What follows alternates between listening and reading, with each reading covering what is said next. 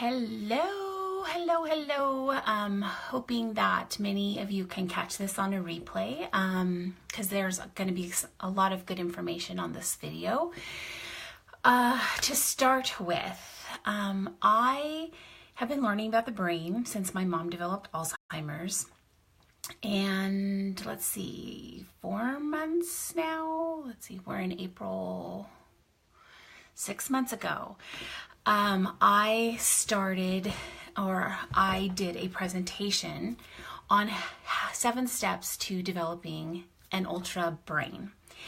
And it's basically a combination of all of the information that I've been learning on how to have a healthy brain.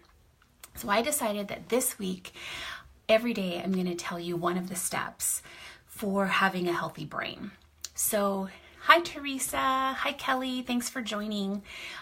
So today, we're going to talk about step 1. And step 1, hi, Chantel, is to optimize nutrition. So food is the best medicine in the world. It's what we were designed to eat, to take in, to help our body heal itself. And Dr. Mark Hyman, who is really, he's a famous doctor that's working with Alzheimer's research. And he says that food is information and that food can change our genetic expression in any given moment, depending on what we intake and when we intake it. So nutrigenomics is the study of nutrition and its effect on our genetics, which is, just wrap your mind around that a little bit. Like, we can change our genetics by the foods that we eat. And that's one of the reasons I totally love the company that I'm working with. It's a biotech firm, and they are on the cutting edge forefront of nutrigenomics. So you can understand why I'm so passionate about it, especially when it relates to brain health. Hi, Taya, love you. So I want to talk about 10 things that you can do to optimize your nutrition. So the first thing is to lower your carb intake.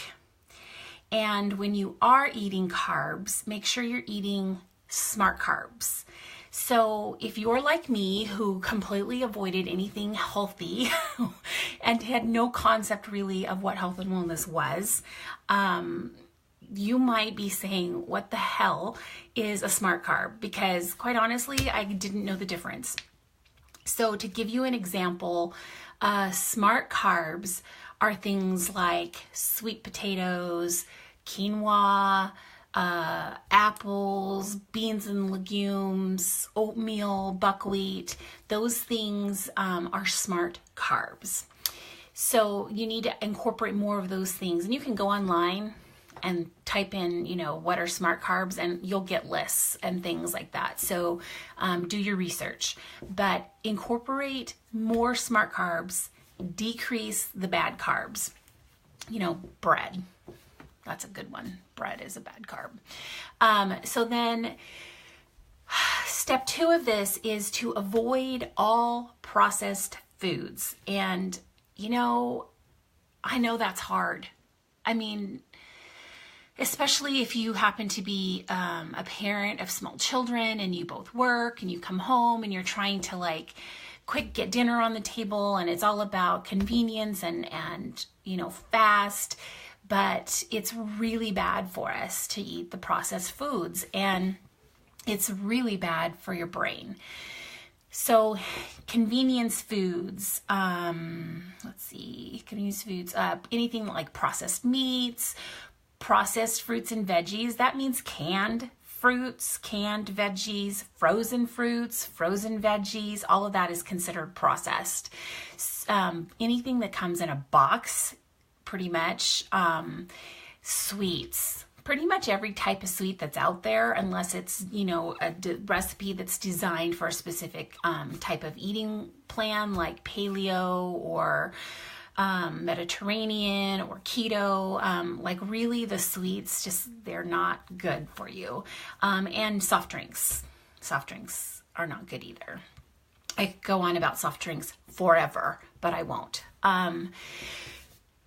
The third thing is to eat low glycemic fruits and vegetables. So fruits and vegetables, they convert in your body and they can convert into sugars. So that's the high glycemic part, right? So they convert into sugar and your body doesn't do well with sugar. So you need to keep it on the low side. And again, you can go online, you can find a whole list of resources to help you determine what are low glycemic fruits and vegetables. But to give you just kind of a quick idea, 4 veggies are like artichokes, asparagus, broccoli, and cauliflower. Fruits, you don't have as many options because fruit is already high in sugar. So it's the lowest sugar count basically that you can get in fruits, which is actually berries, kiwi, grapefruit, and green apples. Not other kinds of apples, green apples. And I think it has something to do with the fact that it's so tart. It's not sweet. So I think that's why green apples are low where other apples are not. And of course I mentioned it earlier, but cut sugar out completely. Cut it out of your diet every way you possibly can. There's obvious sugar, right? I mean, we know what's obvious sugar, but there's all the hidden sugars in our foods. And if you're buying processed foods, you're getting a lot of hidden sugar in your food. And you need to learn what the other names for sugar are. And you can go online, you can learn that too. You can just Google it and you will get, the different names for sugar. And, they're sneaky. I got to tell you, food companies are sneaky in how they tell you what's in your food. And they don't want you to know what they're putting in your food. So they name it these weird long names that you don't know what it is. And you just assume it's okay. But it's really not. So learn what the names for sugar are besides sugar. And believe me, you'll be surprised how much of it is in your food. Let's see, the next thing. I've got a note here to just help me remember. Increase your whole foods and your plant-based foods. And, these are the things that aren't processed, right? I mean, you've heard if you look at a label and there's more than 5 things in the label, it's probably not good for you. Another thing to know about labels is the first item listed on the label is its highest content, and then it goes decreasing from there in content. So if the first thing on your label is sugar, then it's not good for you. So just keep that in mind when you're looking at labels too. But you want to have, I call it farm fresh, right? The farmers markets, foods that come directly off the farm that aren't going through processing. If you have access to anything like that, that is where to go. Farm fresh organic, that's what you're looking for. You also want to increase your healthy fats because your brain exists on fats and it needs those healthy fats. It sucks them up and it loves it. So, this whole non-fat, low-fat diet thing that was going around has really been detrimental for the brain. And the thing is that you may not know when you're, in your 20s or 30s and you're doing low fat to try and maintain your figure or whatever, but it's doing damage to your brain. And you're not going to see that damage until you're in your 50s or your 60s, but it's still happening. So get away from the concept of low fat and just eat healthy fats. So it's a switch in your mind and it's a switch in your thinking, but it's important to get it.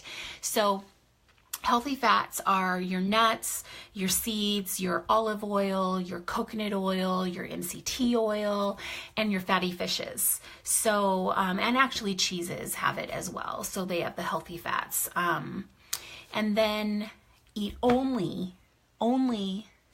grass-fed organic meat. If you're going to be a meat eater, make sure it is grass-fed, organic meat.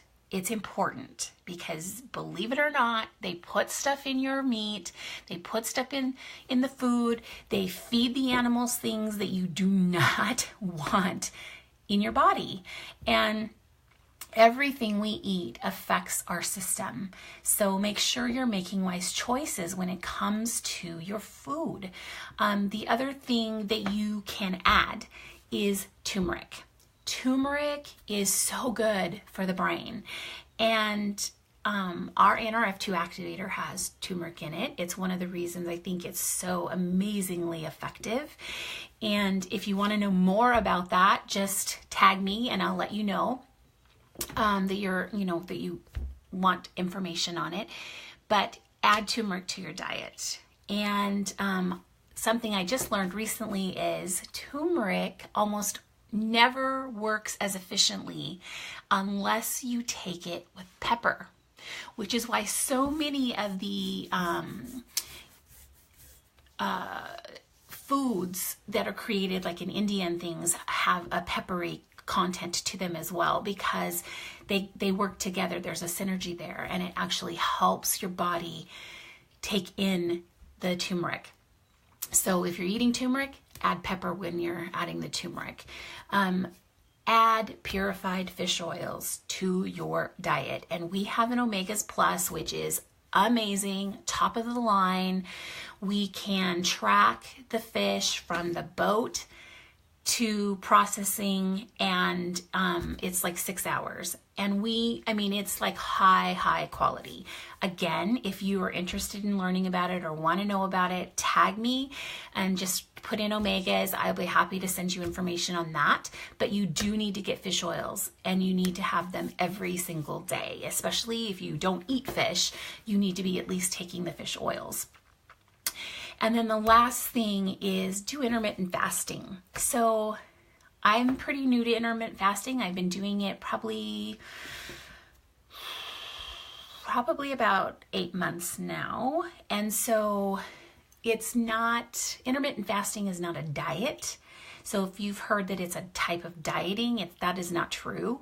Intermittent fasting is just the pattern in which you eat. So it's reducing the amount of time that you eat in the course of a day down to 8 hours. So I normally do not eat anything before noon, and I eat my last whatever I'm having at the end of the day before 8 o'clock at night. So I have an 8-hour window of my day where I eat, and that's it. After 8 o'clock, I drink water, but I don't eat anything. And so I don't eat from 8 p.m. all the way back around until noon the next day. And what happens is it puts your body into a state of ketosis, which is why the ketogenic diet is so popular, is because it puts your body into a state of ketosis where you are burning fat for fuel instead of sugar. So that's just a natural cycle. And so if you don't want to do ketogenic, but you want some of the same benefits, then try just doing intermittent fasting.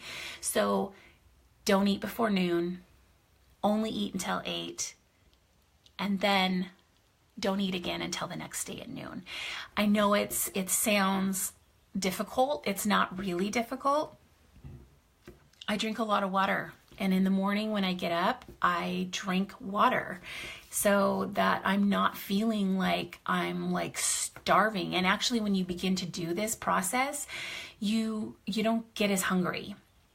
So that 16 hours of fasting is really not as hard as it sounds like it's gonna be. So go ahead and give it a try.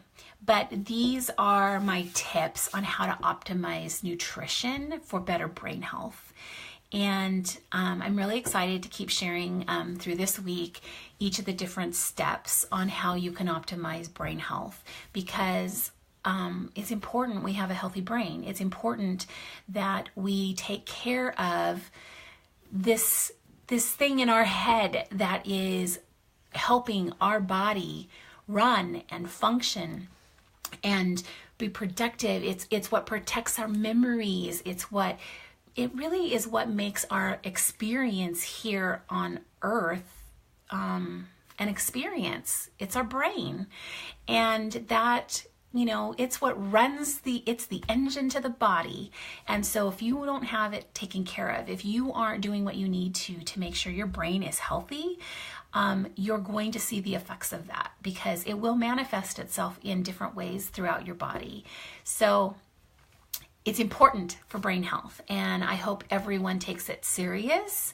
So tomorrow I will be sharing with you step 2. So I hope you join me tomorrow, and we'll talk about the next step for having a healthy brain. Have a great day.